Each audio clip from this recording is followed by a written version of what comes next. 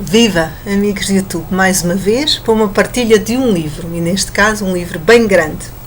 Ainda tentei encontrar um romance interessante, bem construído, para aliviar um pouco os livros intensos e dramáticos que eu tinha lido, mas acabei por dar de novo por um livro forte e intenso das mulheres, neste caso da Arábia Saudita. Este livro tem a particularidade de eu ter lido há 2 anos, ainda não tinha começado a fazer este canal de livros, e foi interessante perceber, eu acabar por perceber que na altura que eu li, ainda me recordavam de algumas partes, não entrou tanto dentro de mim, não o senti tanto, não a impressão que eu senti, a revolta, as emoções não foram tão fortes na altura como agora. Ou seja, eu mudei, evoluí e sinto o livro de uma maneira diferente. Tal como diz Carlos Ruiz Zafón, os livros são um espelho, nós só lemos aquilo que temos dentro. E é o caso. Agora o meu espírito avançou, evoluí, à custa de todos os livros que tenho lido, e agora este sinto muito mais. Eu decidi fazer já a partilha do livro, portanto, numa primeira parte e numa segunda parte, porque o livro é extremamente grande. O livro é de Jean Sasson, A Vida Secreta das Princesas Árabes. Este livro acaba por se dividir em Sultana, que é o nome fictício desta princesa árabe, da linhagem real do rei de Saudita, as filhas da princesa Sultana, que é a altura onde eu estou, e mais à frente Deserto Real. Encontram estes livros divididos por 3. Neste caso, estão todos juntos. Este livro, mais uma vez, foi fruto da amizade, da confiança de alguém que depositou nas mãos de Jean Sasson, uma mulher norte-americana que viveu largos anos no Médio Oriente, que confiou nela, enfim, a sua vida pessoal, sob um nome fictício, depositou as suas emoções, as suas revoltas. E porquê que ela faz este livro? Porquê que ela decide arriscar? Ela acaba por ser descoberta pela família que escreve o livro, o irmão, o malfadado irmão ali, acaba por apanhar o livro no aeroporto, mas ela corajosamente consegue sair da situação. Mas porquê que ela faz este livro? Luta para pôr bem alto o que as mulheres sofrem no mundo saudita e em muitos países muçulmanos.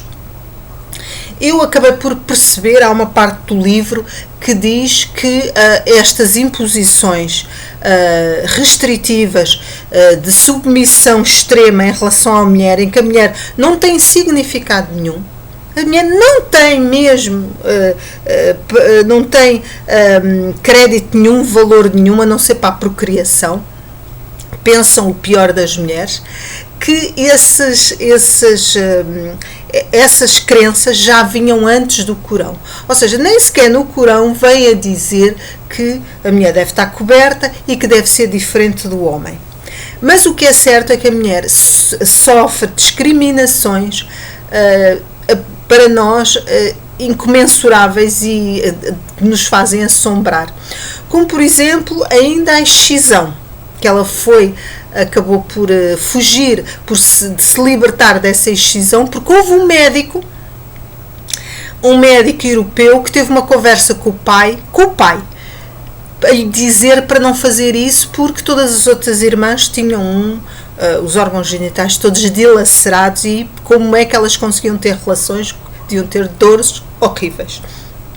A mãe tinha aprendido isso, tinha sido excisada, e quem conseguiu parar isso foi um homem que conseguiu convencer o pai a não fazer isso às restantes filhas.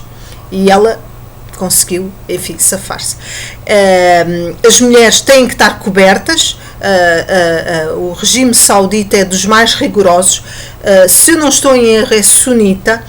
Eles têm, é da facção sunita, portanto eles, como sabem, os xiitas e os sunitas não se estão lá muito bem, andam em guerra uns com os outros, são todos da mesma nação, enfim, é inacreditável que isto aconteça, mas acontece, e por isso muitas guerras naquela zona, Irão, Iraque e outros países são devido a estas duas fações muçulmanas. As mulheres andam completamente cobertas. A partir da primeira puberdade, a partir daí elas só podem mostrar os olhos. E ela, para a sultana, é um jugo, é algo horrível que ela tem que ser imposta, que não tem identidade, não pode se expressar. As mulheres não podem dirigir. As mulheres não podem ir ao médico sem ser com um homem atrás ou ser visto por uma mulher. Há coisas absolutamente incríveis, não podem, têm que estar todas tapadas.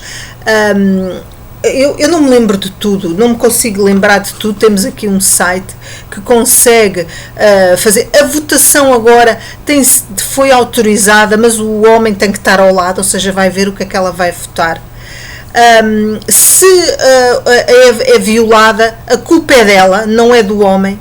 Ela é que exerceu uma atração e uma sedução por um homem, como se os homens não fossem a nível sexual absolutamente irracionais, porque têm aquela necessidade, a testosterona assim o diz, mas não, a culpa é sempre das mulheres. E o que acontece e que se vê aqui neste livro são as atrocidades que são feitas a 3 amigas delas. Mal elas fazem algo, são afogadas, mortas ou deixadas a enlouquecer dentro de quartos fechados. Os próprios pais os fazem. São obrigadas a casar com homens mais velhos. A irmã muito bela, Sara, foi obrigada pelo pai a casar com 16 anos com um homem com mais 48, que a violou e agrediu o tempo todo a ponto de ela querer se querer suicidar, e a mãe acabou por impor o divórcio e dizer não, então isto não chegou a um ponto tal, uma mãe submissa, a mãe da sultana e da Sara, mas conseguiu com que se libertasse. A sultana, fruto da sua personalidade muito forte, aliás é muito honesta, e ela diz, eu conheço o meu caráter, e realmente tem um caráter um pouco difícil, um pouco complicado, um bocadinho mazinha, digamos, entre aspas, mas impôs sempre, e o que é certo é que ela consegue que o pai a casa a um pretendente novo, bonito, e um homem, por acaso, excepcional, pelo aquilo que eu vi. Em relação aos homens sauditas, é um homem bastante evoluído e, enfim, não é um europeu, mas bastante próximo disso. Ele, inclusivamente, ainda tenta, depois ela infelizmente tem um problema maligno na mama, depois de ter os 3 filhos, e dizem mesmo para ele não ter mais crianças, e ele vem com a proposta de ter mais uma esposa só para ter filhos, e ela não faz mais nada. Inteligentemente, uma tática incrível, ela consegue fugir do país, vai para Londres e não é apanhada, e fica lá 5 meses até com os filhos, até que o marido, cheio de saudades, acede e não fica e aceita não arranjar outra mulher. Mas entretanto andou com outras, arranjou doenças venéreas e não sei o quê. Entretanto, o que também se chama a atenção nestes países é a discriminação. Não acontece em todos. O livro de Malala não é assim, o pai adora a filha, nem com certeza que não são todos os pais, mas neste caso, pelos vistos, na Arábia Saudita e em muitos outros países, a filha não tem o mínimo, as filhas não têm o mínimo crédito, e elas não pesam nada, não fazem influência nenhuma e são encaminhadas para uma vida de ócio, sem trabalharem e terem que casar o mais depressa possível.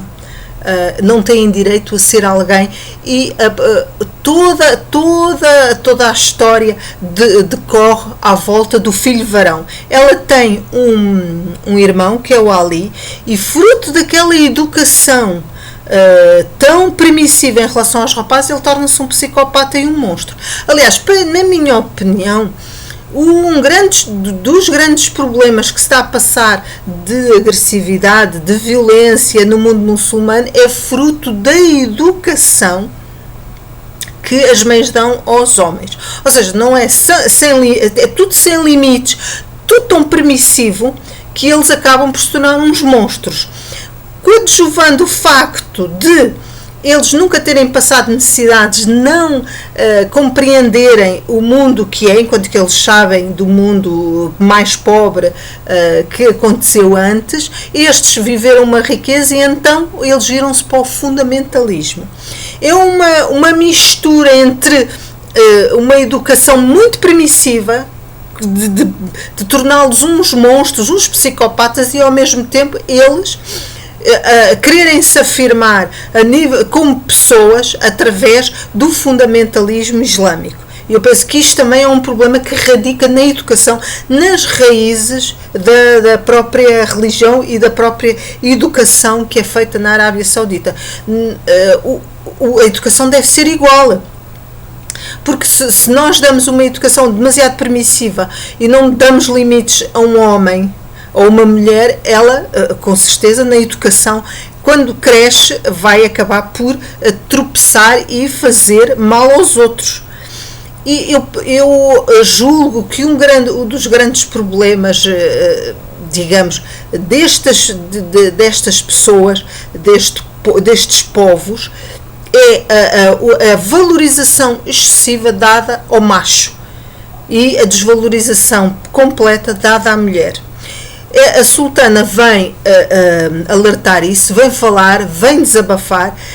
A vida dela foi realmente muito difícil, muito complicada, muito dura. E eu estou naquela parte em que ela fala das filhas, e o que é irónico no meio disto tudo é que ela é uma mulher que faz todos os possíveis para chamar a atenção desta injustiça sexista. As filhas têm um caminho realmente impressionante. Uma das filhas torna-se ateia e acaba por cair a amar uma outra mulher, o que em certo aspecto, e acaba por também ter um esgotamento e enlouquecer, e depois é tratada no estrangeiro. Mas o que é compreensível, porque tendo um caminho tão machista, um ódio tão grande aos homens, elas acabam por cair numa outra via que lhes traga amor e que se lhe traga alguma compensação afetiva.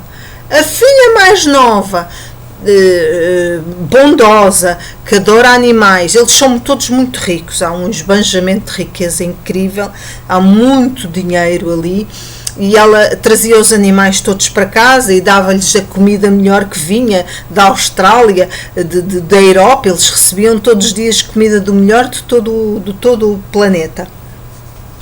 E ela, o que é que faz? Vai um dia à peregrinação para Meca, fica tão impressionada com aquilo que vira fundamentalista e extremista. Ou seja, ela acaba por defender toda a subjugação, toda a opressão, toda a anulação feita à mulher. A mãe que queria que as filhas não fizessem, que pediu ao marido para não escrever, para que elas nunca fossem obrigadas a casar, e pediu-lhe para escrever isto, a própria filha vai ter um caminho de fundamentalismo, aquilo que eu estive a explicar há bocado. Ou seja, eles são de tal maneira, têm umas vidas tão mimadas que acabam por, de uma maneira enviesada, se afirmar com o passado. Mas no fundo nunca passaram pelas necessidades pelo que eles passaram, por exemplo, no tempo dos beduínos. E isto é completamente irónico e ingrato, e fica ao mesmo tempo cheia de pena dela. Acho que ter filhos assim, por favor, não vale a pena. É ao mesmo tempo muito, muito triste. Eu fiquei nessa parte. Eu confesso que o livro é tão intenso que há partes que eu tenho que parar um pouco de ler e ler outro livro para descomprimir, porque torna-se brutal. Tudo o que é passado aqui, as crueldades dos homens em relação às mulheres. E pelos vistos, e depois uma das coisas que eu penso constantemente é porque é que isso acontece, e eu penso que é uma cobardia, um medo intrínseco do homem, neste caso nestes países, que não compreende as mulheres, que as vê bonitas e que pensa que elas estão ali para te seduzir e para se exibir e tirar-lhes o poder. Portanto, eu penso que com certeza que os mundos femininos são muito diferentes, mas eles não os tentam compreender.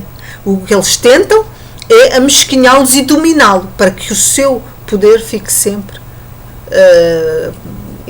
indiscutivelmente isolado. Não se consegue evoluir. Não sei se algum dia vão evoluir as pobres mulheres, e é muito triste que isso aconteça. Vou-vos trazer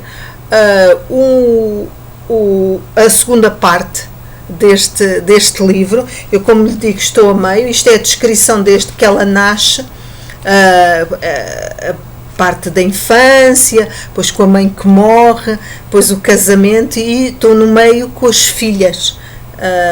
E a parte das filhas é um bocadinho triste e ingrata. E depois vou continuar e farei a segunda parte deste vídeo. É um livro, realmente estou a ler 2 vezes, não sei se não vou ler 3, porque é um livro bastante forte para se aprender e para nós ficamos com ele bem dentro e compreendermos tudo o que se passa neste mundo tão diferente do nosso. Fico por aqui, até ao próximo livro, que será o mesmo. Jean Sasson, A Vida Secreta das Princesas Árabes. Aproveito para dizer que ele está muito bem escrito. Eu acho que é dos melhores livros desta autora. Até à próxima, até à segunda parte. Beijinhos. Fiquem bem.